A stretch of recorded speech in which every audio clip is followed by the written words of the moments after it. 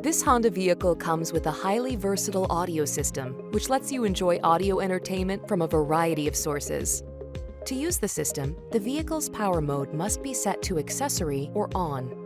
The system's power and volume knob is to the left of the display. Push the knob to turn the system on or off, and turn it to increase or decrease volume. Below the selector knob to the right of the display is a menu button that gives you access to many customizable settings on the touchscreen. Next to it is a reverse arrow back button. Press it to return to the previous display. Touch the radio button to select between radio bands. Use the selector knob to tune the radio to the desired station, or use the double arrow forward and back buttons to search for stations with a strong signal up and down the band. When your desired station is selected, look for its frequency among the preset buttons.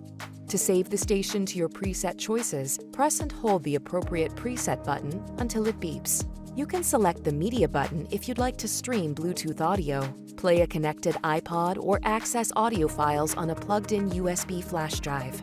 The media USB port is located just below the climate controls and features the familiar three-pronged icon. And be aware that there are several audio remote buttons on the left side of the steering wheel that let you adjust the volume, change the audio source, and use the seek and skip functions.